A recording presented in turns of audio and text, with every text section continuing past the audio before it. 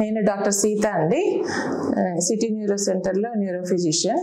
So ఈరోజు మనం stroke అంటే పెరాలసిస్ గురించి కొన్ని ఇంపార్టెంట్ విషయాలు మాట్లాడుకుందాం. ఈ స్ట్రోక్ అంటే ఎలా వస్తుంది, ఎవరికి వస్తుంది అని చాలా మనకి డౌట్స్ ఉంటాయి. మెయిన్గా ఈ స్ట్రోక్ షుగర్ కానీ, బీపీ కానీ, కొలెస్ట్రాల్ ఎక్కువ ఉండటం వల్ల కానీ, హార్ట్ డిసీజ్ కానీ ఉన్న వాళ్ళకి, స్మోకింగ్ అలా ఉన్న వాళ్ళకి, సెడెంటరీ లైఫ్ స్టైల్ అంటే ఎక్కువసేపు కూర్చొని రోజుకు 8-10 గంటలు కుర్చీలో నుంచి లేవకుండా కూర్చున్న వాళ్ళకి వచ్చే అవకాశం ఎక్కువగా ఉంటుందని స్టడీస్లో ఉన్నాయి. So plus old age. So after 50-60 years ప్రతి డికేడ్కి ఒక్కొక్క పాయింట్ యాడ్ అవుతూ ఉంటుంది రిస్క్ ఫ్యాక్టర్. ఇవన్నీ ఉన్నప్పుడు స్ట్రోక్ వచ్చే అవకాశం ఉంటుందని చెప్తాం.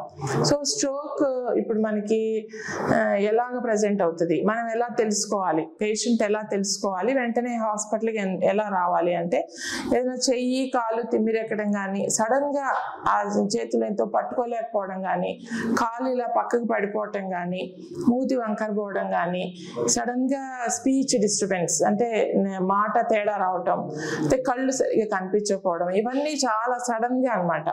వితిన్ 24 hours అంటే ఒక సడన్గా రావడం. వీళ్ళు యూజువల్గా ఏమనుకుంటారంటే హార్ట్ డిసీజ్ అనుకోండి, సడన్గా హార్ట్ నొప్పి రాగానే వెంటనే పరిగెత్తారు, ఎందుకు ప్రాణం వెంటనే పోతుంది అనే భయంతో. కానీ స్ట్రోక్కి ఏమవుతుంది, అలాంటి పెయిన్ ఉండదు. ఈ పెరాలసిస్ వచ్చినప్పుడు పెయిన్ ఉండదు. దానికి ఏంటి, తిమ్మిరెక్కినట్లు ఫీలింగ్, చేయి నుంచి పట్టు వదిలిపోవడం, ఇలాంటివి ఉంటాయి. ఇవి చాలా వరకు ఏమనుకుంటారంటే నిద్రలో మొద్దుబారిపోయింది, చేతి కింద తల పెట్టుకున్నాం, తల కింద చేయి పెట్టుకున్నాం, అందుకని ఇలాగ అయింది అనే ఉద్దేశంతో హాస్పిటల్ రాకుండా అయిపోతుంది అనమాట. సో ఇలాంటి ఏం పెట్టుకోకూడదు. అసలు అలా రాగానే వెంటనే 4 hours లోపల హాస్పిటల్, దగ్గర ఉన్న హాస్పిటల్, మెయిన్గా న్యూరో సెంటర్స్కి వచ్చినట్టయితే అక్కడ డాక్టర్స్ థ్రాంబోలైసిస్ అని ఆ బ్లడ్ క్లాట్ ఏదైతే ఉందో దాన్ని రిలీజ్ చేయడానికి ఒక ఇంజెక్షన్ చేస్తారు. అది ఈ పెరాలసిస్ యూజువల్గా వచ్చేది బ్లడ్ క్లాట్ వల్ల కాబట్టి ఆ బ్లడ్ క్లాట్ని తీయడానికి ఒక ఇంజెక్షన్ చేస్తారు 4 hours 6 hours లోపల మీరు ఇలా వచ్చినట్టయితే. సో ఇది చాలా గోల్డెన్ అవర్ అనుకోవాలి ఈ పీరియడ్.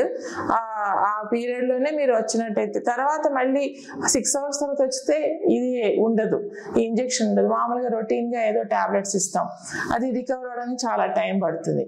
ఇంకోటి ఏంటంటే, ఈ బీపీ బాగా ఎక్కువ ఉన్నప్పుడు ఒకసారి రక్తనాళం చిట్లి బీపీ ఎక్కువ ఉన్న వాళ్ళలో బ్లీడింగ్ కూడా అయ్యి ఇలా రావచ్చు. ఆ బ్లీడింగ్ ఉన్నప్పుడు ట్రీట్మెంట్ వేరే ఉంటుంది, బ్లడ్ క్లాట్కి ట్రీట్మెంట్ వేరే ఉంటుంది. సో మనం కంపల్సరీగా హాస్పిటల్ రాగానే సిటీ స్కాన్ తీసి బ్లీడింగ్ లేదని అనుకున్నప్పుడే ఈ థ్రాంబోలైసిస్ చేస్తాం.